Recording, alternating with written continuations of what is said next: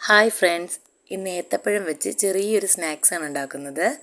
ഏത്തപ്പഴം വേവിച്ച് ഉടച്ചെടുത്ത് അതിൽ ബട്ടറിൽ കുറച്ച് തേങ്ങ വറുത്തെടുത്ത് ചെറിയ ഉരുളകളാക്കി ഒന്ന് ചെറിയ ഷേപ്പാക്കി മുട്ടയിലൊക്കെ ഒന്ന് മുക്കി റസ്ക് പൊടിയിലൊക്കെ ഡിപ്പ് ചെയ്തെടുത്തു. അത് കഴിഞ്ഞ് പകുതി പോർഷൻ എയർ ഫ്രയറിലും പകുതി ഓയിലിലാണ് ഞാൻ ഫ്രൈ ചെയ്തെടുത്തത്. ഇത് എല്ലാവർക്കും അറിയാവുന്ന സ്നാക്സൊക്കെ തന്നെയാണ്. വേറെ ഷുഗറൊന്നും ഇതിൽ ആഡ് ചെയ്തിട്ടില്ല. വേണമെങ്കിൽ കുറച്ച് ഏലക്കാപ്പൊടിയൊക്കെ ചേർക്കാം, കുറച്ചുകൂടി ടേസ്റ്റി ആവും.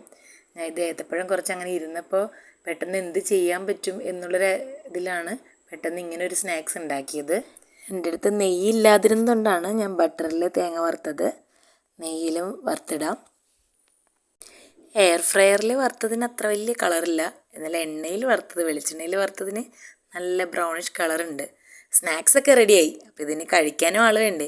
ഇന്ന് ഡാൻസ് ക്ലാസ് ഉള്ള ദിവസമായിരുന്നു. ഞാനപ്പോൾ അത് സ്നേഹത്തോടു കൂടി എൻ്റെ കുട്ടികൾക്ക് കൊണ്ടുപോയി കൊടുത്ത് അവരത് സന്തോഷത്തോടു കൂടി തന്നെ കഴിക്കണത് കണ്ടു കഴിഞ്ഞപ്പോൾ എനിക്ക് ഒരുപാട് സന്തോഷമായി. പഴമൊക്കെ നന്നായിട്ട് പഴുത്തുപോയി അതിൻ്റെ കളറൊക്കെ ഒന്ന് മാറിക്കഴിഞ്ഞാൽ പിന്നെ കുട്ടികൾ ആരും കഴിക്കില്ല. അങ്ങനെയുള്ളൊരു അവസരത്തിൽ പെട്ടെന്ന് നമുക്ക് ഉണ്ടാക്കി കൊടുക്കാവുന്നൊരു സ്നാക്സാണ്.